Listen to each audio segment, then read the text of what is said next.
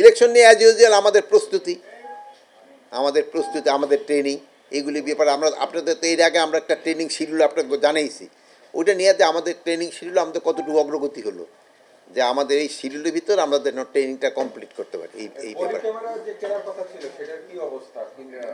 এটা অবস্থা body camera মানে এটা তো ইসে না যে বাজার থেকে সাথে সাথে গিয়ে কিনে নিয়ে আসতে পারবো না, এটার জন্য যে প্রসিডিউর যেটা ওটা ফলো করা হইতেছে, আল্লাহ দিলে কিনা হয়ে যাবে। তাই নাকি? আমি তখন পর্যন্ত প্রাইস জানিই না, তা আপনি জানলেন কিভাবে? আপনারা যখন এটা অনুমোদন দেওয়া হয়েছে তখন 1 লাখ করে ধরেছেন প্রতিটি। আমরা কোথায় অনুমোদন দিলাম? হ্যাঁ, পারচেজ কমিটিতে তো যাই নেই এটা না। পারচেজ কমিটি ভাই, পারচেজ কমিটিতে তো আমি মেম্বার, পারচেজ কমিটিতে এখনো যাই নেই। এটা অর্থ সংক্রান্ত কমিটিতে গেছে। তারপরে এটা দাম কত নির্ধারণ হবে, এটা হলো ওই 400 কোটি টাকা যেটা বলছে ওইটা হলো এটা থোক বরাদ্দ রাখা হয়েছে। এই বরাদ্দটা এত, এখন এরপরে এটা নেগোসিয়েশন করে দাম হবে কত, এটা যেমন আপনারা যেসব এই ভাবি টাকা দিয়ে দেন না বাজারে যাওয়ার সময়, কত টাকা দিয়ে দিতে পারে আপনি বাজার থেকে দামাদামি করে কিনে আনেন না, না বা যেই কয় টাকা দিচ্ছে ভাই আমার এই কয় টাকা দিচ্ছে এই কয়টারই মাছ দাও, আনেন ওইভাবে নাকি গিয়ে দামাদামি করেন? তো এই পারচেজ কমিটিতে গেলে এরকম দামাদামি হবে, তারপরে আসবে।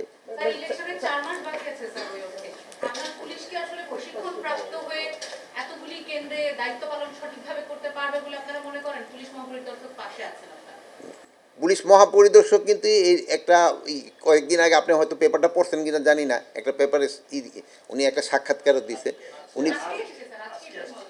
হ্যাঁ, ওটা আপনারা হয়তো পড়ছেন। তো এই সাক্ষাৎকারে ওইতে দেখছেন যে উনি যে পারবে, সক্ষমতা তো আছে, এতে কোনো সন্দেহ নাই। আমাদের পক্ষে ইলেকশন কন্ডাক্ট করা কোনো রকমের কোনো অসুবিধা হবে না। এই খাতে আপনাদের একটু সহযোগিতা লাগবে। আপনারা এই পজিটিভ অনেক জায়গায় সাংবাদিকতা একটা পজিটিভ যদি করতে থাকেন ভালো, আপনারা সবসময় যেইভাবে আমাদের সাহায্য করে আসছেন এইভাবে সাহায্য করে যাবেন।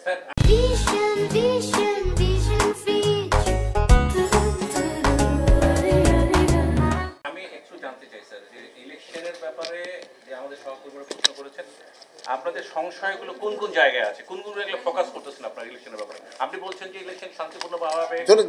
শোনেন, এই যে সংশয়, এই যে ট্রেনিং সিস্টেমটা, এটা তো এর আগে কোনো ইলেকশনে তো আমার মনে হয় কোনো প্রশিক্ষণ ছিল না।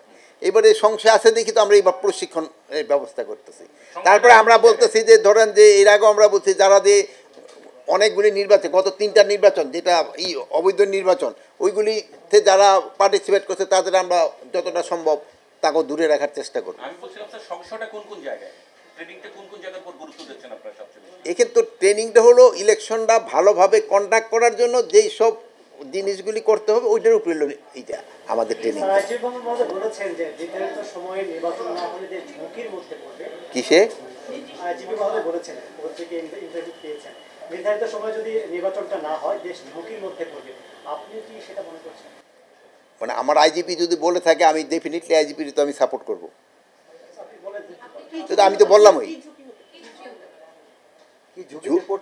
বাংলাদেশের ঝুঁকির কোনো অভাব আছে? এই ধরেন আপনি একটা চশমা উপরে রেখে দিচ্ছেন, একটা এটা হঠাৎ মাথা নাড়া দিলেন, চশমাটা পড়ে গেল, এই একটা ঝুঁকি। এটা চশমা পড়ে ধরেন একজনের এই পাশের লোকের এইটা কেটে গেল, কি বলে ওই হাতটা কেটে গেল, এরকম বহু ধরনের ঝুঁকি থাকতে পারে।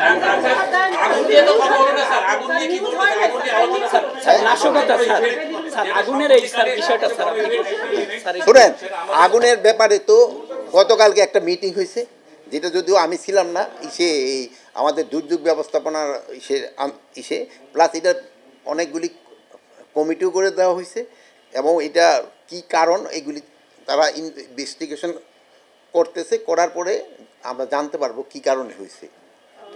আর এখন হলো কি ইনভেস্টিগেশনের আগে আমি বলতে পারবো না এটা কি না, ভাইয়ের জন্য বসছি খালি এই কি বলে আগুনের জন্য।